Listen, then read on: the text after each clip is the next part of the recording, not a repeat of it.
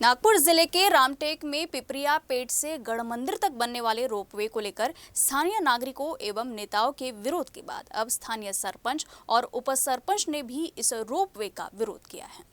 रामटेक तहसील के सोनेघाट ग्राम पंचायत अंतर्गत पिपरिया पेट से रोपवे का निर्माण किया जाने हैं। इसके लिए ग्राम पंचायत से रोपवे निर्माण को लेकर एनओसी ना देने पर प्रशासनिक दबाव बनाकर ग्राम पंचायत अंतर्गत जल जीवन मिशन योजना अंतर्गत शुरू 35 लाख रुपए के काम रोकने का आरोप सरपंच और उप सरपंच ने लगाया है, जबकि ग्राम पंचायत द्वारा एनओसी देने के बाद भी जल जीवन मिशन का काम शुरू नहीं किया गया है। ग्राम पंचायत सोनेघाट अंतर्गत येणाऱ्या पिपरिया पेठ सर्वे नंबर 39 मध्ये रोपवेच्या संदर्भात जे आम्हाला एनओसी मागितली होती, आम्ही त्याच्यामध्ये नाकार केलेलं होतं। यासाठी नाकार केलं होतं का त्यामध्ये जसं पिपरिया पेठ आणि कवडकला जे घर आहेत साईडला आणि वरतून जे झाडं वगैरे आहे ते तोडण्यात येईल म्हणून यासाठी आम्ही नाकारले होते एनओसी द्यायला। परंतु आमच्या एनओसी न देण्याच्या कारणमध्ये यांनी आमचे जे जलजीवन मिशनचे काम चालू होते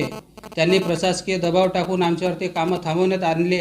आम्ही एनओसी दिल्यानंतर आमची जे जलजीवन मिशनची 35 लाखाची जे स्कीम आहे तरी हे चालू झालेले नाही। आणि वरतून कसं आहे का जे आमचे जे पिपरिया पेठ आणि कवडकचे जे नागरिक जे बसलेले आहे यांना असे बेघर नाही झाले पाहिजे।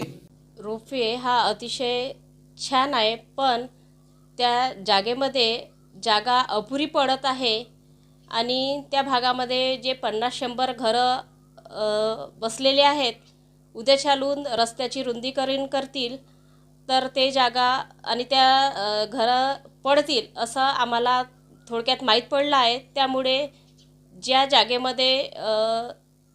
जागेमध्ये अंबाडा ते गडमंदिर या जागेमध्ये घ्यावा अशी आमची इच्छा आहे। त्या भागामध्ये जे सागवनाचे जे झाडं आहेत, निंबाचे जे झाडं आहेत, त्या झाडाच्याही उद्या चालून भविष्यामध्ये कत्तल होऊ शकते। तो कत्तल होऊ नये आणि ज्या जागेमध्ये त्यांचा निर्णय आहे अंबाडा ते गडमंदिर त्याच जागेमध्ये त्यांनी तो प्रोजेक्ट घ्यावा।